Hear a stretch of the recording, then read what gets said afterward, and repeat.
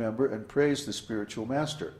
At least 3 times a day, I should offer my respectful obeisances unto the lotus feet of my spiritual master. So this is a very nice song by Vishwanath Chakravarti Thakur, who was an associate of Lord Chaitanya Mahaprabhu.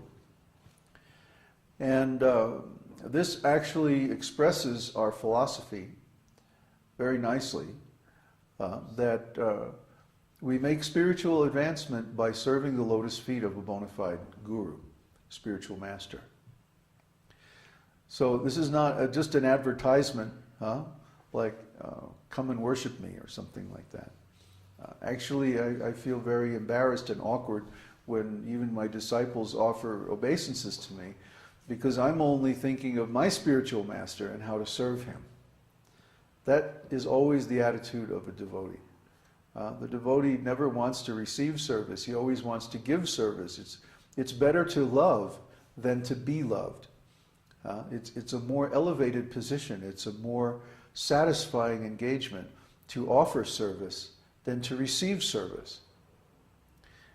This is the complete opposite of the materialistic philosophy.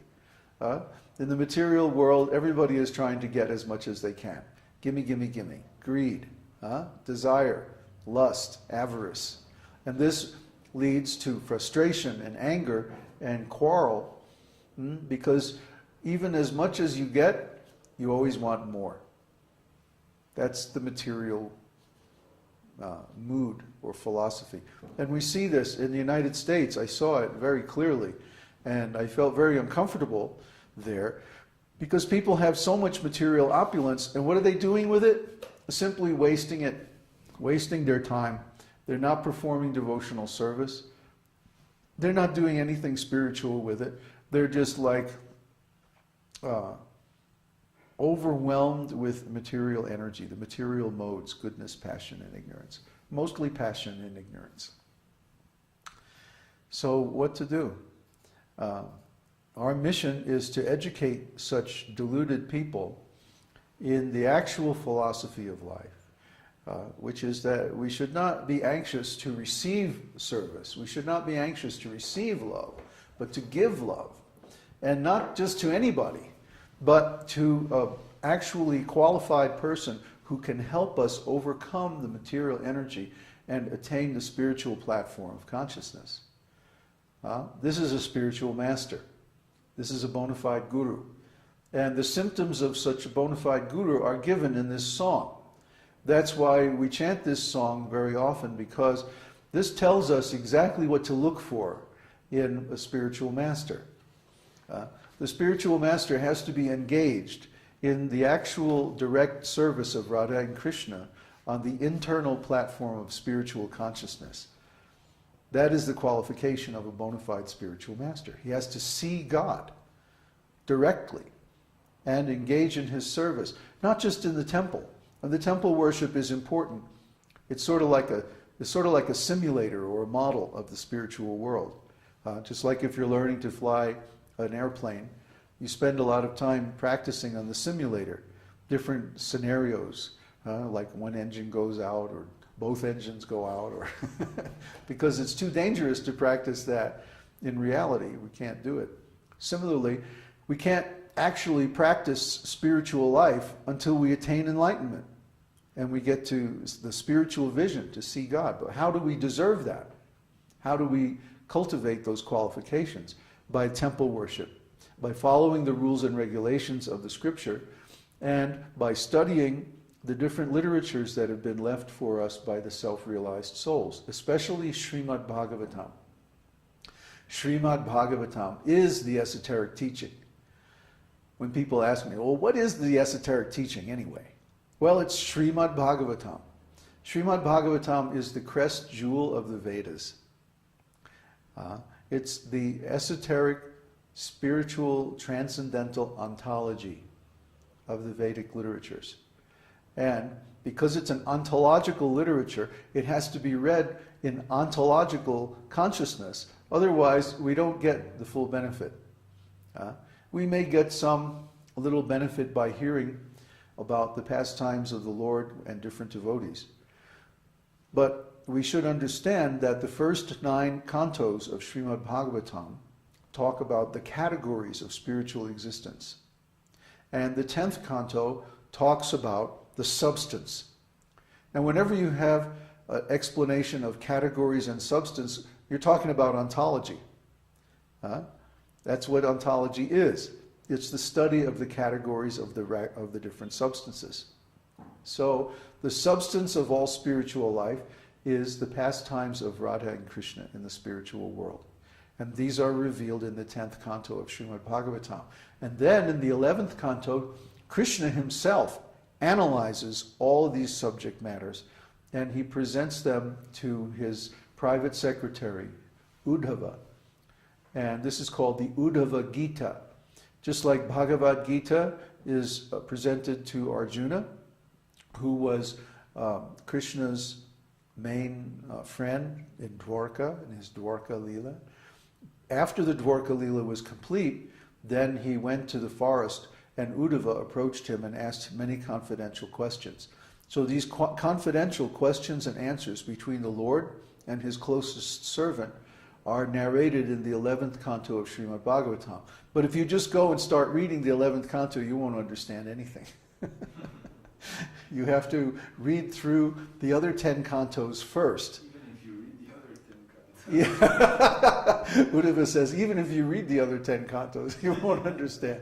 Because these talks are so elevated. They're so exalted. The subject matter is so esoteric. It's so deep that unless you have a substantial background in Vedic philosophy, you won't even understand the issues. What to speak of the points that they're making. Like Krishna says, there are 3 sections of the Vedas. The Karma Kanda, the Jnana Kanda, and the Upasana Kanda. And these 3 sections of the Vedas, they all give different processes of spiritual elevation. For example, in the Karma Kanda, one is advised to perform karma yoga, meaning that one performs different kinds of sacrifices where he offers his resources, time, energy, money, material possessions, even his family and everything, to the Supreme Lord in an act of service. So this is good. This is a beginning. And the promised reward that you get from this is elevation to the heavenly planets.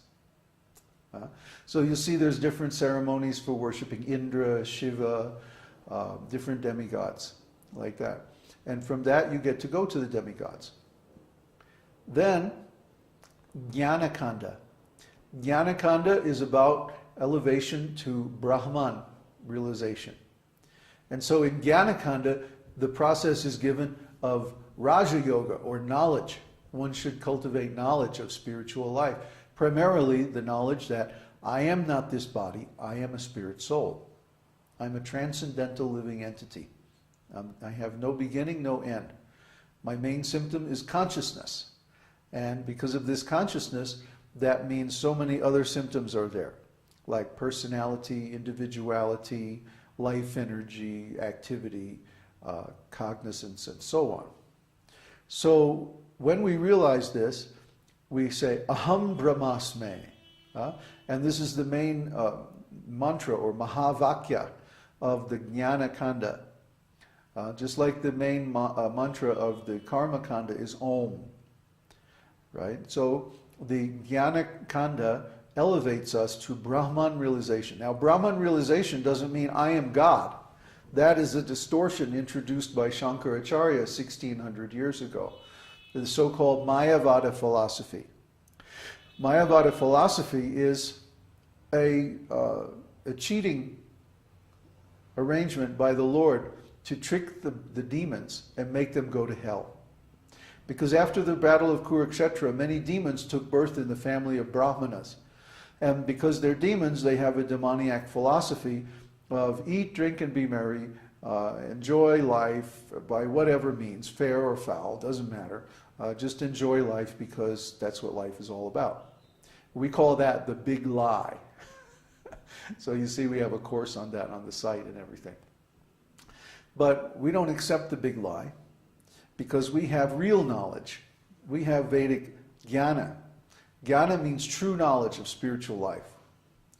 And then finally, there's the upasana kanda. Upasana kanda means that we become elevated to the spiritual world by performance of devotional service. In other words, we get liberation. And there are altogether 5 kinds of liberation. But the devotees don't accept liberation into the Brahman, because that means the end of individuality, the end of personality, the end of activities, the end of our personal relationship with the Lord. And that's intolerable to a devotee. That's unacceptable. So the other kind of liberations are that one can go to the planet of the Lord, one can have a form similar to the Lord, one can have the personal association of the Lord, and one can have